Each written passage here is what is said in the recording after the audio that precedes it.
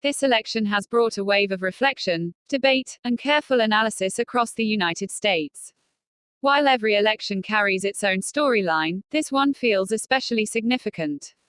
The results do not simply determine who holds political power for the next term. They reveal what American voters are thinking, what issues matter to them most, and how the political landscape is shifting beneath the surface. For Democrats and Republicans alike, the outcomes offer both warnings and opportunities. For Democrats, the results highlight the challenge of maintaining unity within a party that has become increasingly diverse in ideology. On one hand, Democrats saw strong support in major urban centers, among young voters, and from key groups who prioritize issues such as healthcare access, climate action, and social justice. However, the election also revealed weaknesses.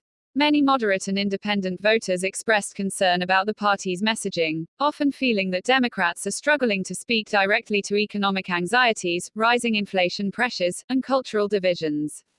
This means that while the Democratic base remains passionate, the party still faces difficulty expanding that base into rural and suburban areas where elections are often won or lost. At the same time, Republicans are also facing a complex moment. The results show that the Republican Party remains powerful, especially in rural regions, small towns, and among voters focused on traditional values, law enforcement, border security, and limited government. Their message around economic freedom and skepticism toward federal authority continues to resonate strongly with millions of Americans. But the results also highlight a clear problem. The party is struggling to connect with younger voters, minorities, and women at the same level it once could. The Republican voter base is still strong, but it is aging. If the party does not adapt, if it does not broaden its appeal, then demographic trends could become a long-term disadvantage. Another major takeaway from the election is the growing role of local and state-level politics. Instead of relying solely on national party leaders or presidential figures, voters showed that they care a great deal about issues happening in their own neighborhoods, schools, and workplaces.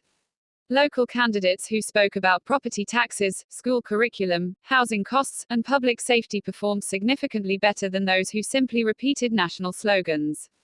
This means that both parties will need to relearn a basic political lesson. Winning elections often begins with understanding everyday life, not just national debates. Despite the polarization seen on television and online, many voters demonstrated that they are not loyal to just one party.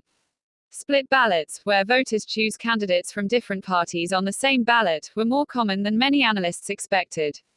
This is a sign that voters are becoming more issue-focused rather than team-focused.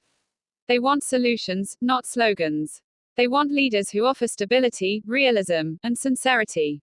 Politicians who appeared too extreme, too aggressive, or too unwilling to compromise were often rejected by voters who are tired of constant political conflict.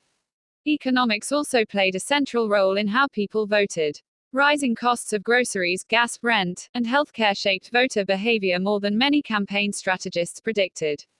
Democrats faced criticism for not addressing inflation strongly enough in their messaging, while Republicans were questioned for lacking a clear and realistic economic plan.